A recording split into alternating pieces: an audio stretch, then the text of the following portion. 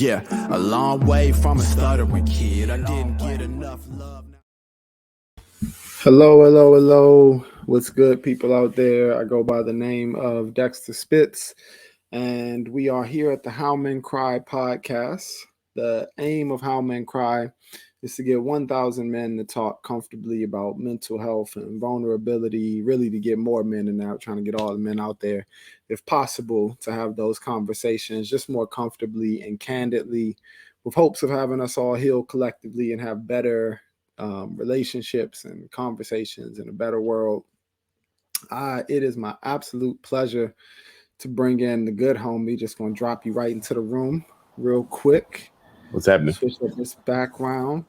It's my honor and pleasure, Sir Dario. Can I give you a drum roll, Sir Dario? How you doing, man? I'm good, my brother. Appreciate you, man. Thanks for having me on here. Yeah, man. I got introduced to you by one of the backing producers, Audrey Boyle, and I originally actually interviewed with you guys. I think that was like pretty much right in early right at the beginning, pandemic-ish. Yeah. So yeah, that was fun. It was. That was actually one of my favorite chats. Even I'm pretty sure somehow we started talking about crack. It got yeah, we did. That clip went around. It always boils down to crack. There's some kind of science pun in there too. Yeah. But I'm not going to be the comedian because I'm here amongst the greats. Would you like to tell the folks at home a bit about what you do and just who you are? You answer that however you want to. Yeah. Dario Durham, born and raised on the South Side of Chicago.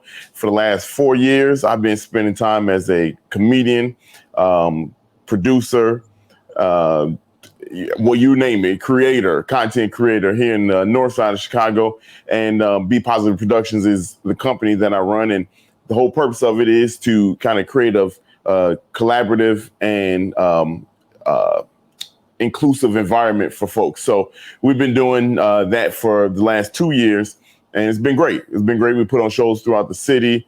I'm personally in the city all the time. So I just like to be out in the scene. I love entertainment. I love the craft. I love everything about it. So that's about me, man. I'm a businessman.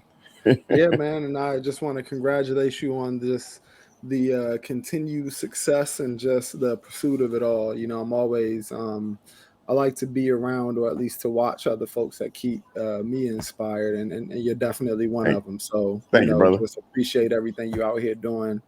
Thank you. Even if we don't chat as much, just know that whenever you had a victories going, I'm always rooting for you. So I appreciate that, man. Yeah, man. So, man, I like to just kind of jump right in. Let's do it. Actually, yeah. Could you tell me a bit more about just like how you were raised and stuff? How do you feel you came up here in Chicago? If you want, you can relate it to vulnerability, but you can also keep it general. Yeah, no, I grew up on the south side of Chicago. We had the family. We stayed in the 4th flat, and we over there on the south side, Chicago Lawn, Inglewood area, and we went through our times just like any, I guess, black or minority family on the south side of Chicago would be in the 90s. Man, we had fun. My parents disciplined me. All that stuff. I've seen fights. I've been in fights. I've seen the good side, the bad side of it all. But I grew up like with real close knit family. And that was, my grandma was the matriarch. We don't talk about her a little bit, but she was like the matriarch of the family, like most grandmas are, especially in the black household.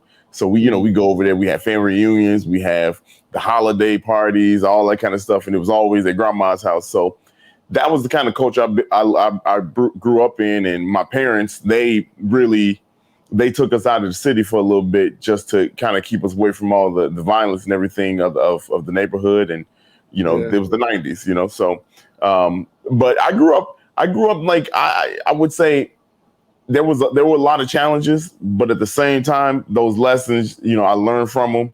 And those experiences are like essential to who I am 100% today. So it wouldn't be a Be Positive Productions if I didn't have that, all the experiences that I had in the past. Yeah, man, absolutely. And so how do you feel just about growing up as, I would say, a young man growing into the man that you are today?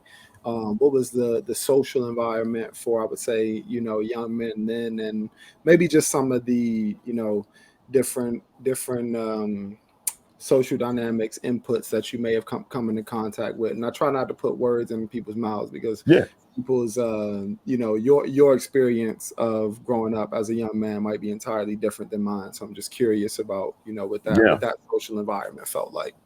Yeah, so it's kind of twofold for me. I grew up, as if I was, I was a little boy, and growing up in the city as a young boy, black boy, that can have its challenges, because you have to identify. You got to be tough, you got to be rugged, but you also can't be too smart. You know what I'm saying? So Mm, I was probably more so on the smart side of things. So I wore glasses, I still wear glasses. So, you got picked on the old school way, 4 eyes, geek, all that kind of stuff. But at the same time, I was tough, you know what I mean? So, and then I was cool, and people like to talk to me. And so that kind of dynamic, yeah, I shifted and I made my way through that. I didn't have any really rough experiences. You have your people that pick spots every now and then with you, but it wasn't as bad as it probably could have been. The yeah. dynamic, though, where it changed is when my parents moved us out of the city, I went into high school as a black male in a white suburb. So, and that was Mm, probably one of the largest culture shocks, to this day, that I've ever experienced. And I say that because, like, you take a lion out of a jungle, and then you try to put him in a house and domesticate him or something like that. It's going to be a difference. Like you yeah. going that person going to be, that lion is going to be like, what the hell is this? So that was me. 98. I was in Orland Park in Carl Yeah. Sandburg High School, around a ton of white people. Probably saw, for every 20 black white people, probably 40, 50 white people, it was one black person, so Yeah. that was a learning experience for me, to see how that culture acted. And it wasn't just I could walk down the street and do some things, or you had to run from people necessarily, but I was still cautious, you know what I'm saying? So Yeah. that was different, man. That was real different. Yeah. So on that note, because I've had kind of similar circumstances of just moving into different environments at different points in life. How do you feel? And I'll say one of the things that I really struggled with, and really into adulthood, was finding a sense of identity Yeah. around all of those different, stimuli. Like, I know I felt at different times like I needed to, like you Yeah. said, kind of compete or be with like tough narratives or behave in certain ways. Yeah. And then, other, I guess, inputs from the world kind of showed it's like there are different ways to be. So how do you feel like you kind of grew into your sense of self? So I think that that was a journey, and it's still a journey. You know what I'm saying? Like, I think as we get older, you become more settled where you are, but you still evolve. And I know, for me, making that such dynamic change, it was hindsight being 2020. It was I was walking into my lane, and I had found a kind of sense who I was. We go through high school, kids are going to try to find themselves. You know what I mean? Like, Yeah. you're going to try to do all the dumb teenager stuff. At the same time, trying to deal with being a black guy in a predominantly white school. I think I managed that pretty well, because I adapted to the people. I still had my culture. We were coming back and forth to the city every now and then, so I never lost that part of the Chicago element, and the urban element. You know what I mean? I hate that, but like I didn't lose that, but I also adapted to what the suburbs were, and I think that's been good. That's been good. And not only did I have to change, but my parents, they had to kind of go through the same thing. My whole family, we all moved out there at the same time. So how do Yeah. black parents raise black kids in a suburb? So not only they don't know how to react to certain things. Do we let them go to this party? Do we let them hang out with these people? What time should he be inside? Should he just go down the block? That kind of stuff. And then when I Yeah. mess up, how do you chastise? How do you, like, reprimand a kid? Like being in the suburbs. So we all had to deal with that, and that kind of molded all those experiences again. Kind of molded me into what I am now, because, like, I think at an early age I was put in a situation where I kind of have to identify myself faster so that I can make it. You know what I'm saying? It's kind of like the Red Queens race where, we have to work twice as hard just to keep place. You know what I'm saying? Just to kind of keep pace. And so I figured that out early. You got to work harder to kind of just maintain that sense of, oh, there's the black guy. There's the, you know what I mean? Like that kind of element.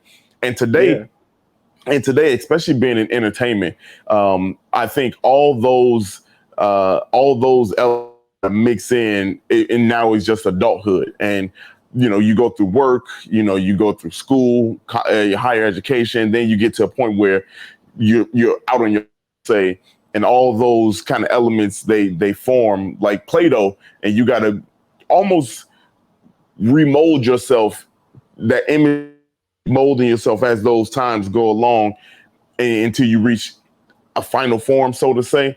So for me, I'm still evolving, and I can tell you all those elements. I'm glad I have those now because it definitely made me who I am right now. You know what I'm saying? Yeah, no, and I love how you just kind of speak to that, and I think you're absolutely right. It's like it sounds like you handled and kind of managed a lot of that well. Where I know it's also just as easy to get lost in it and get lost within that sense of identity. Like I know it took me a minute to start to feel like I kind of belonged somewhere, and strangely enough, even to this day, most of my belonging is a sense of probably not belonging with most, because I like a bunch of random stuff like camping in the woods with me and my dog, which is not always the most. That's peaceful. That's peaceful. But it's not what everybody's weekend plans are. Often, and it is plenty popular. But I just mean like some of the things that I think I've naturally, like kind of gravitated to.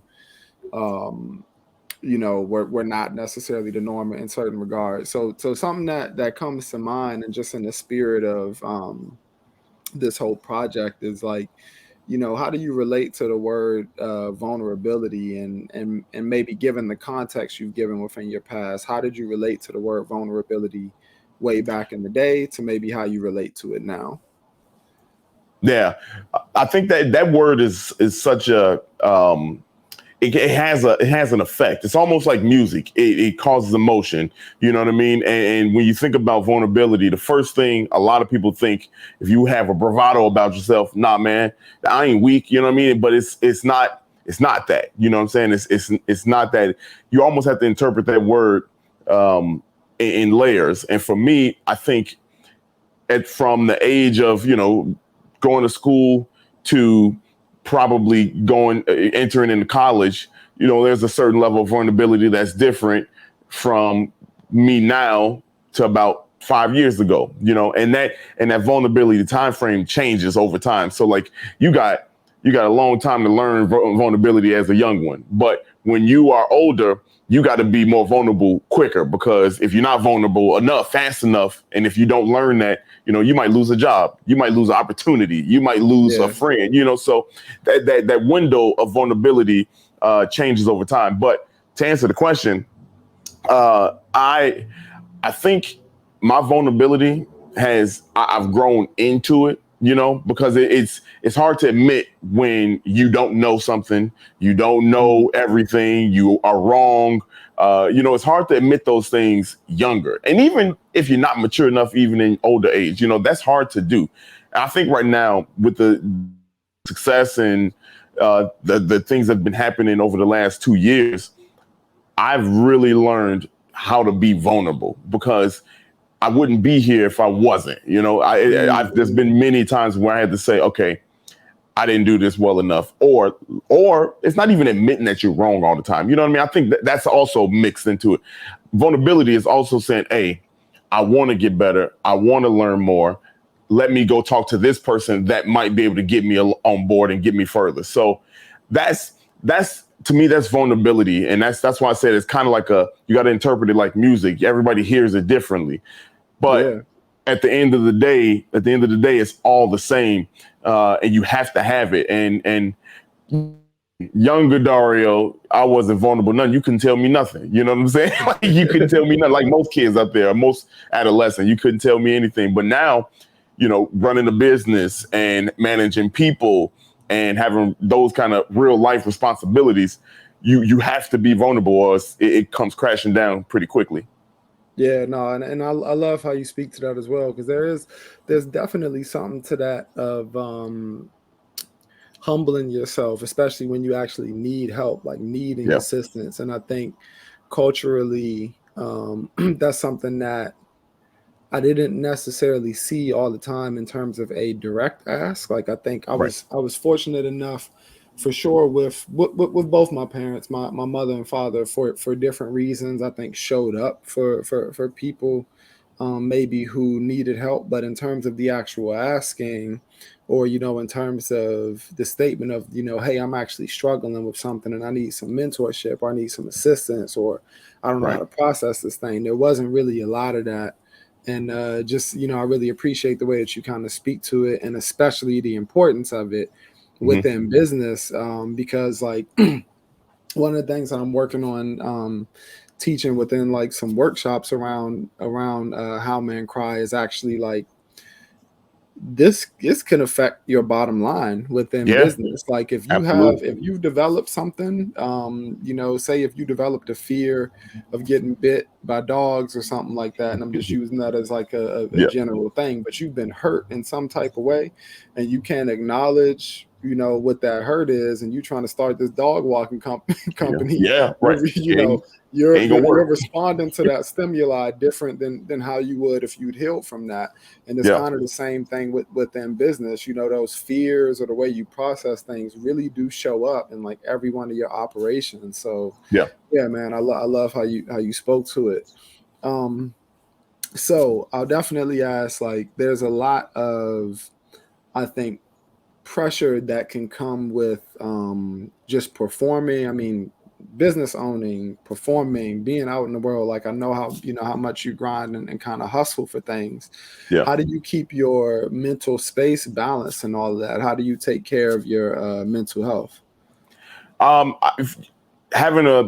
say this, having a partner, having somebody that you could bounce that off of and just air it out is being a godsend, and having the right person. I've been in multiple relationships where I didn't have a person that was right there to kind of either encourage me or to tell me, no, you need to reel it in a little bit. And I would have to give huge credit to my girlfriend, Sarah, right now. She's been, half the things we've done this year alone wouldn't be without even just her encouragement. She might not have directly affected whatever the situation is, but having her just to kind of ease the mental aspect of it. We take date nights, we go walk, we do this and that, so that's number one. But I found a lot of times, for me, I oftentimes buy things. I'm a tech geek, right? And I buy a lot of things, a lot of tech. And the reason why that is, back in the day, my parents didn't have a lot, so there were certain things I wanted as a kid, and my parents just couldn't deliver on that. And you look at other kids doing this, and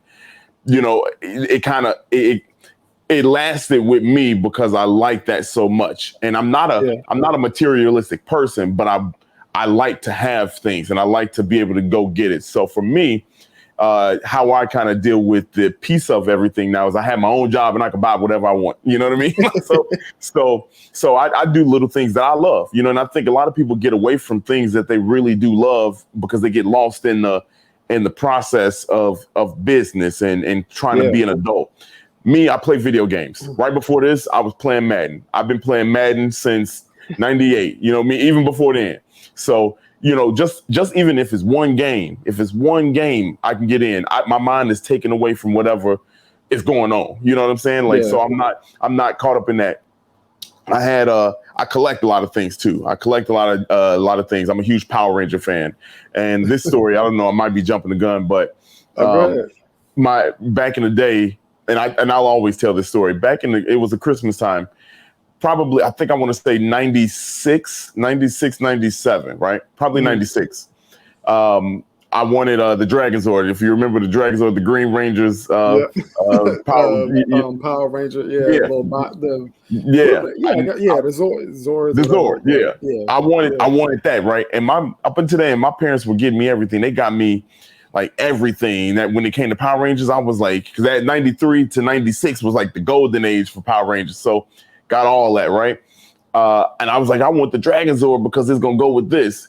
And my parents didn't get me the Dragon Zord, and they saw it there, right?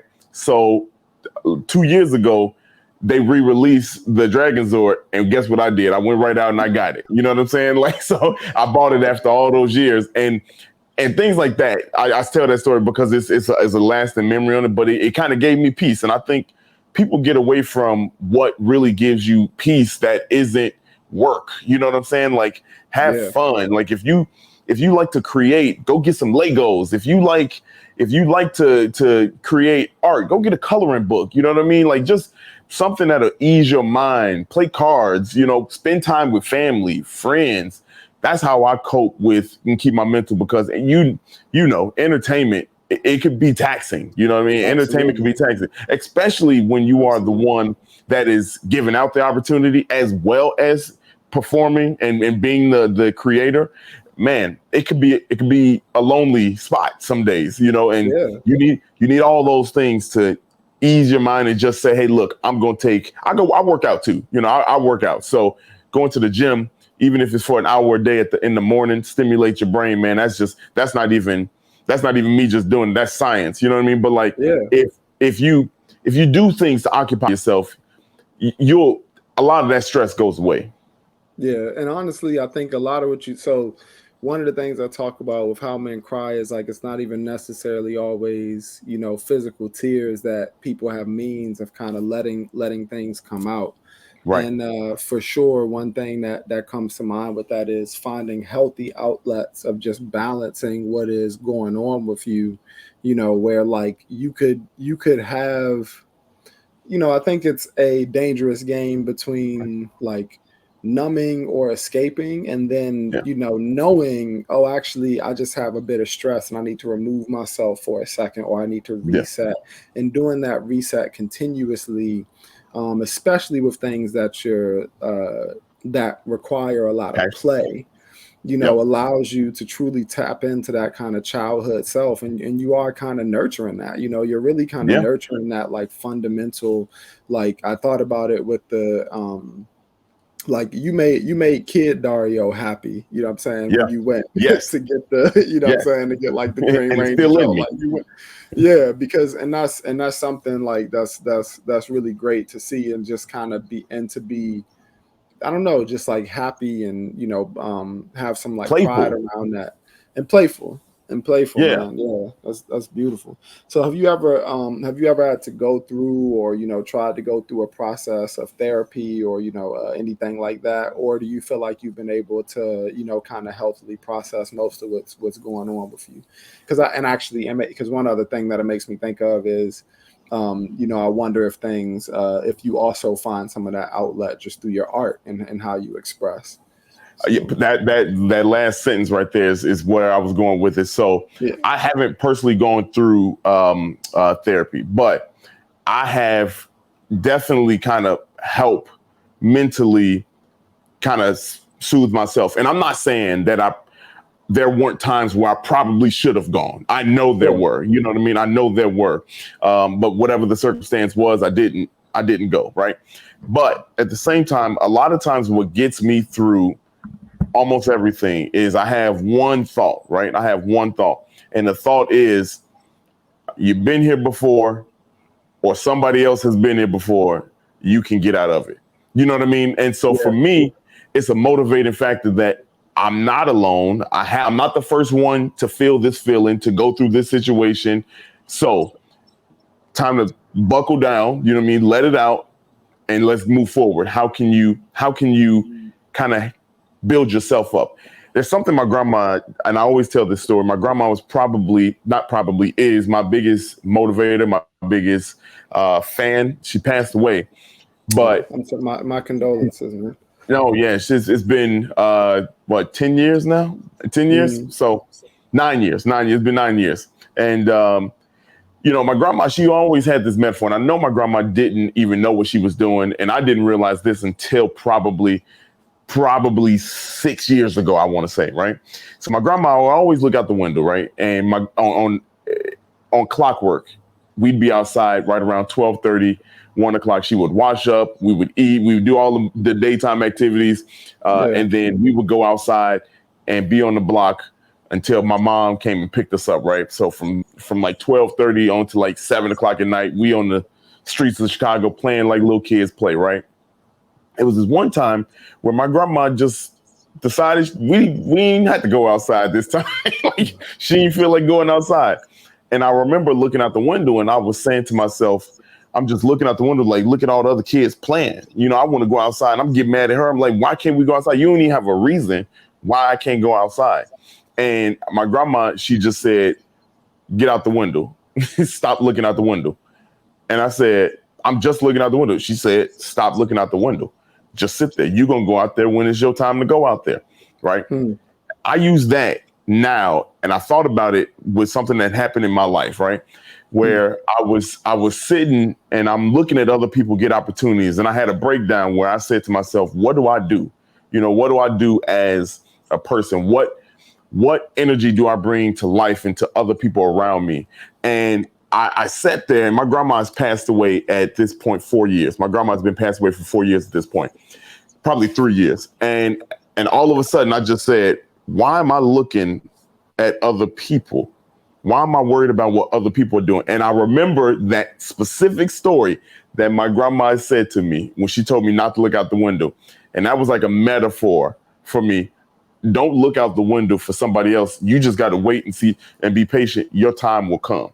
And I've used that so many times where I've looked at so many other people and said, why are they getting this opportunity? Why does it look easy to them? Or why does it happen to them? And why isn't it happening to me? When is my time going to come?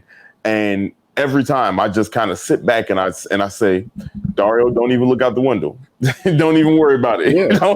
Don't worry about it. My time going to come. I'm going to go outside when it's time for me to go outside. And so that's kind of how I self help myself, it's tough to do that. You know what I mean? It's tough to do that. You have to really go through some things to kind of get to that point. And I know everybody can't do it. So if you have to have that kind of previous, what we just said, you have to have that balance of something that takes your mind away for certain things and a bit of toughness with you too. So.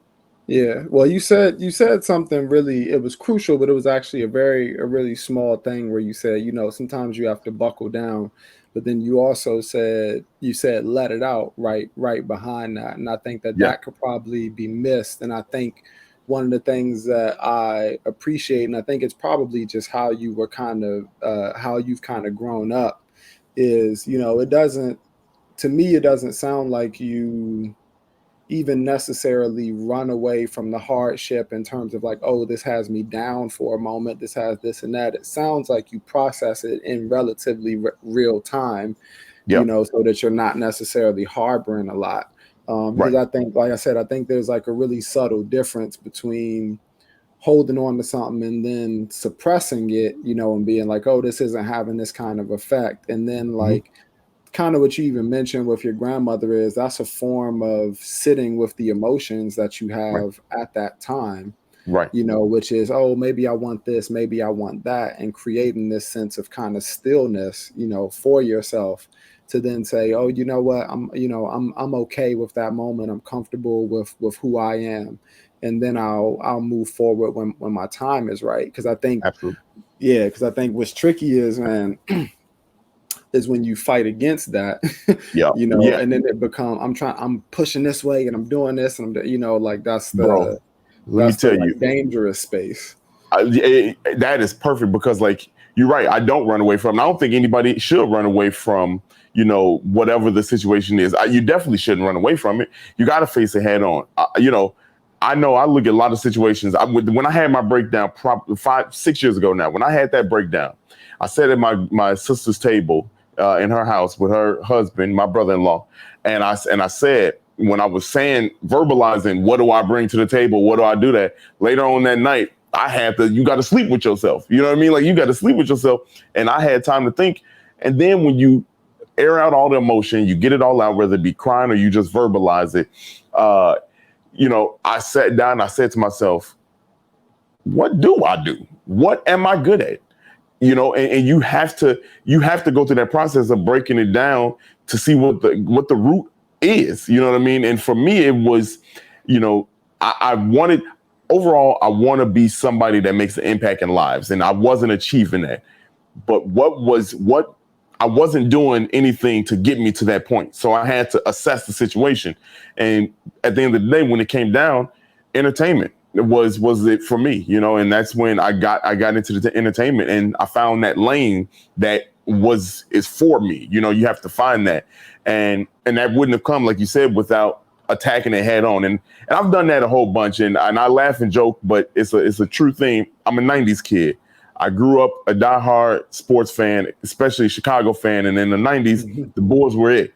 And you sit and you watch Michael Jordan. And I know that sounds crazy, but Michael Jordan, we wanted to be like Mike. You know what I'm saying? We wanted to be like Michael. And what Michael brought was a toughness where if you challenge him and he failed, it's up to him to, all right, I got you the next time, but there's work behind that. So even if it's a mental thing for you, you got to put in the work behind that. Even if you go to a therapist and a therapist tells you you got to do X, Y, Z to get back to ABC, you know what I mean? Or whatever it is, there's work to be done. You know what I mean? Like, it's personal. Yeah, you have to own that. You can't just go sit in that chair, air it out, and then go back and think, it's all good now. It's not going to be that. And I do that a whole bunch, man. And Nas got a song out,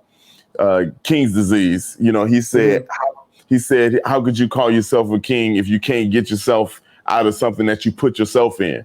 You know what I mean? Like, always looking for somebody else to do it. That line, and I when he came, I was like, holy cow, like that is king and queens. You know what I mean? Like, you have to get yourself out of it. You know what I'm saying? Yeah. So now without pushback, I ask is, so when do you know is the right moment to ask for help when you're trying to get yourself out of something? Because maybe that's another question that I would like to pose. I think the right thing to do is almost immediately, because in every situation, I've always asked people, you have to realize what you do. You know what I mean? Like, I'm never one to say, hey, Dario, look in the mirror, you did it. Here's how we're gonna figure it out.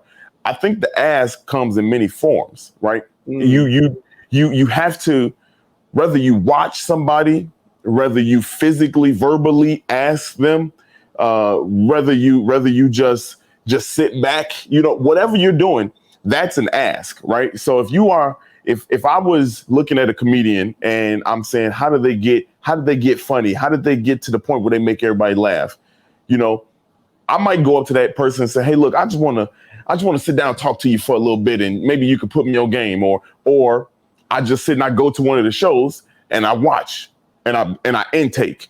That's an ask. I think a lot of people think ask is you have to physically ask somebody, but we're not all built like that. Some people will watch you from afar and be cheering in the background. Other people will come pat you on the back as soon as it happens. It doesn't dilute it at all. It's our mental that makes us think that, oh, it should be this way. No, that person, right. That person process is different. So I think even if you verbalize your situation, you say, hey, look, this is the problem. Whether you go talk to somebody or you start reading a book, about that person or about that situation or whatever the circumstance is, you're asking for help. You know what I mean? So to answer the question, I'm always long-winded, but to answer I love it, man. I love it, honestly. Answer the question, you have to ask immediately, and it's an action. Asking is a verb, so you have to do almost immediately, and that's how you get out of it. So don't sit back and wait. People who sit back and wait, they stay in it. You know what I mean? Like that, you literally stew in it.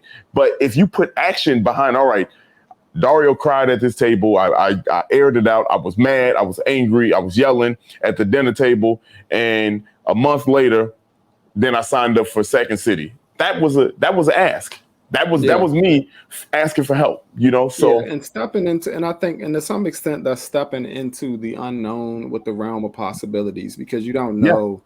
It is easy to get trapped into feeling like how something will play out. And I know with dealing any kind of depressions or sad moments, or like what I was saying, like I think how you've learned to kind of process things is very much in real time. I think that the difficulty with so many guys or just people in general is like not being able to witness all of that, and then kind of do what you need to actually nurture yourself from it, and kind of just switching gears with that, man. So in moments where maybe things have been lower or more painful or something like that, would you be comfortable sharing a story of like a time that maybe you cried, or a time that you had to express or show vulnerability, and what that was like for you?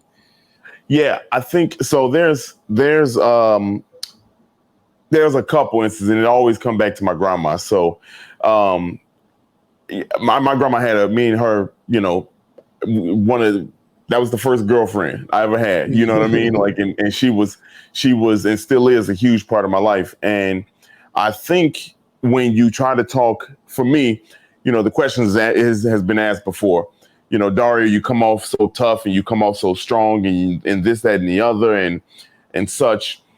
But why? Why is that? And so for me, the why was, I got this story of my grandma because my grandma had my back. Me and my mom didn't have like the best relationship, and things happen there where it's just like, come on, man, like, I'm your son. You supposed to have my back. You know what I mean? We a team, and it'd be so many days where I learned a lot of lessons from my grandma, and trying to deal with, like, I don't have the strongest relationship with my mom, but I like her mom better. You know what I mean? Like that, that's one of those things. And then when I lost my grandma, that was tough. And just recently, last year, we got into it on my podcast that I run. And I just broke down, you know what I mean? Like, I think I'm on the scene here in the Chicago comedy scene, man. I'm the businessman, I'm the tough guy, this, that, and the other. And I don't go out of my way at all to try to hide the fact that I tear up, you know what I mean? That I cry. And for me, it was on that podcast in front of everybody. It was a live stream too. So I couldn't even duck it. It wasn't taped. It wasn't taped. I couldn't edit it out. It was live, And I just broke down, right there. And I was just thinking, like, man, there's people in your life that you recognize that are number one, you know what I mean? That need the flowers, even though they might be still here or gone or whatever. But that was the first time that I kind of showed that vulnerability, and not first time, I would say. That's probably a main time, like when as a public figure, I so to say. I don't know. I don't want to say I'm like main, but you know what I mean. The other time, the other time, because there's two, was the first time I said I love you to my best friends. You know what I'm saying? And who are guys. You know what I'm saying? And now is because that we can go on and on about that topic, those three words right there, especially men to men, especially black men to black men. I've been saying that for like the last 10, 12 years with my friends. And I put that to everybody. Even if I'm at shows, I purposely go out of my way and say, hey man, I love you, man. And say it, where it's not like I'm whispering it, I'm a whisper to you off to the side. No, I'll hold the mic in my hand, bro, and I'll say it, like, so I think we have to show that. We got to show, especially the tougher people see me, that's a different type of toughness. You know what I'm saying? Like, I feel like that's my duty to kind of show that, and show that for other people out there. But those two, man, my grandma that's, you catch me on a good day, boy, I won't stop crying, Nah, man, listen, I feel it. What do you think motivated you? Like, you said you feel it's important for you to, display that. Like, what do you feel like motivates you to say that that's such an important need? Because I didn't have that kind of relationship with my mom. And, a lot of people have a relationship with their mom and dad and things like that, and the first person they want to shout out is their mom and dad, and for a little bit I resented that with a lot of people, and because I'm like, I don't have that relationship. And I always used to think, man, if I was on the BET Awards and I was accepting an award, who would I thank first? And for me, it's always my grandma, and I always felt bad that, I felt like I had to say my mom when no, I'm gonna tell you who really inspired. It was my grandma. And so that's why it's important for me to kind of show that, because for the longest period of time, I didn't show none of it. You know what I'm saying? Like I didn't show none of that. If you ask me who's Dario, who inspires you, I inspire me. And granted, that answer is not wrong in the right context. You know what I'm saying? Sure, I was coming from a place of anger and kind of like a missing piece type of place. And so for me, having that moment where now I have a person I can answer that question, and now I have all those memories and moments of why this person is that in my life. That's why it was important. So I can have that element, in me. So I don't have a blank answer and feel good about my answer. You know what I mean? Like I want to feel good when I give my answer, Yeah. I mean, and it sounds like just really, acknowledging how important a relationship is to you, really acknowledging just your, ability to be able to mourn, and just like, and whether it's stated or not, that imagery is so powerful. And even just saying the words, I love you, all those types of things is so powerful for so many other individuals. Like, I think whether you realize it or not, even just, a young man observing you say that to another man is so, is so much more, it takes away some of these like kind of silly stigmas that we've presented about how we have to operate and move through the world and all these other things like that. And I just appreciate how comfortably you've been able to just talk about that stuff, and there's no shame around it. It's just this is who I am, and I'm willing to pour that into the world. So that's just really cool, man. I really I really appreciate it, man. Thank you. And I got a couple more, and this is kind of two-part, and one of them is, what do you feel like the world could use more of from men? Leadership. I think it could be more leadership, not ownership, leadership. We have to show. And I think ownership is too much power, and that's in these day and age, that's a bad stigma. So I think as men, we need people on the front lines to say, this is how we watch me do this, and this is what you need to do. You know what I'm saying? Like, because with leadership comes empowerment. When a good leader, Michael Jordan, when Michael Jordan led his team to 6 championships, he took the last shot in 4 of those championships. And 2 of them, he empowered his people. And even before then, he empowered a lot of people to be in the positions that they were in, and they felt good to make a shot or to get a rebound. The leader told me to do this. He showed me how to do it too. He empowered me. And so when you are a good leader, you empower the people behind you. They're not behind you anymore. They're on the side of you. So I think as men, we have a couple obligations going on, especially the number one thing right now is our image is what it is. We're men. We're men, and we fuck it up for ourselves. You know what I'm saying? Let's just be honest. And so you need a leader to come out and say that, and just say, hey, look, tired of all these men that don't know how to act when they get around women. Like, that's just, you can't go to the club without doing something stupid. You can't get in a position of power without abusing it. You know what I mean? Like, you need a leader to come out and just show us. And we need several of them. We don't need just one. We need a bunch of leaders in a bunch of different categories to kind of say, hey, as men, this is how you treat kids. As men, this is how you treat a wife or a partner. You know what I mean? Like just, this is how you treat a partner. This is how you treat employees. This is how you treat the person on the side of the street trying to get across, catch the bus. This is how you treat somebody when you in public. We need a bunch of different people men to be that example.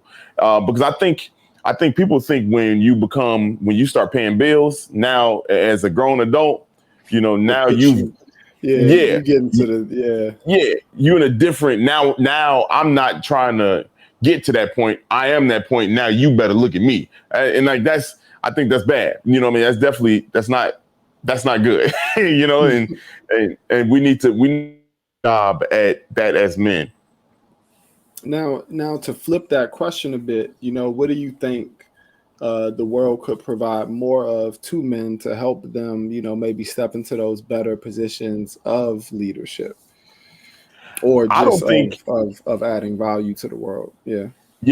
I don't think that the world, from world to the men aspect of it, I don't think the world should give men anything.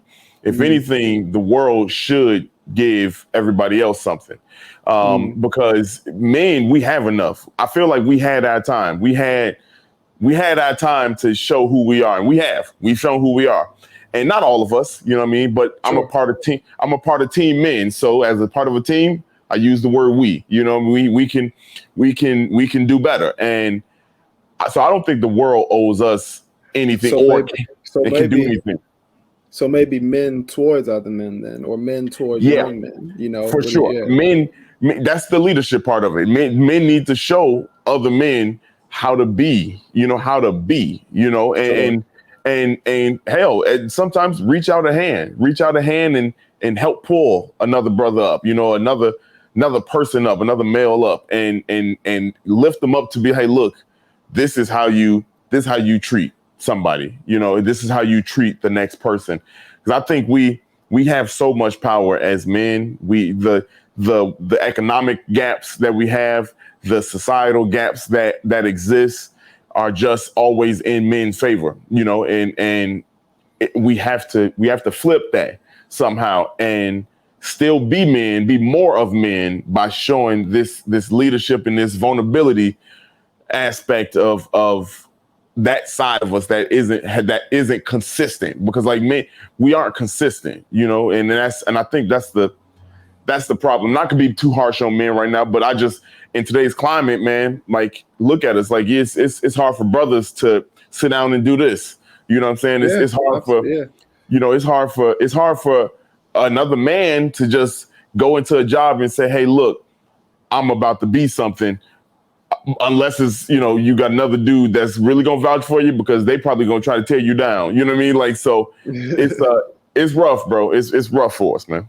Yeah. Well, I appreciate it. I appreciate the context and just, openly sharing so much about your story and your background. I mean, I learned, that much more about you, and just how you've been able to kind of process through life, and the level of comfortability that you have expressing your own vulnerabilities and importance of vulnerability and leadership. I mean, you dropped a lot of really great gems today, man. Do you have any, any places you want to, send people that they can find you, ways that they can stay in touch or reach out to you? Yeah, for sure. You can follow me, Dario D Comedy, on all social media. You can find whatever, Facebook, Twitter, Instagram, all that under Dario D Comedy. You can follow me, DarioDurham.com, if you want to come see some shows. Got great shows that I put on throughout the city. BePositiveProd.com. That's the site for the whole team. I would love for you to engage with us and come out, see a show. The team is fantastic. The team is thriving, and all we want to do is create, collaborate, do things like this. We got a lot more come in the future, near future too. So just stay tuned, tune into us, tap in. see us on the street, say hi, slide in the DM, say hi, whatever. Appreciate it, man. Appreciate you. And just again, thank you for the time, and just a pleasure to meet you. Glad we've been able to share and kind of trade platforms here and there. The camera fuzzing out. I'm still trying to keep. Yeah, the thing is, I done got it's dark. Black people getting it's dark. The camera like, where you going, bro? I don't know where you disappeared. You fading into the back. You know what I'm saying? I got the opposite. I got this window right here, and the sun is blinding the hell out of me. Yeah. But no, man, just thank you again, and appreciate everything. And yeah, we'll have to catch up soon. I need to do like a round table with Audrey and all the amazing people that she's just connecting me to. But yeah, if anybody wants to find out more about the How Men Cry podcast, you can find things at How Men Cry on Instagram or howmencry.com. We're still looking for guys to submit stories and talk more about mental health and vulnerability. You can find out more on those platforms. Thank you again, Sir Dario. Blurry or not, I still see you. I still know where you're at. I'm glad this is at the end. So. No, man, but just thank you so much, man. And I'm gonna sign off here, but hopefully, we'll continue to stay in touch and just keep on shining, man. For sure, man. Keep this platform. This is beautiful. We need it. Thank you, man. I really appreciate it. No problem, brother.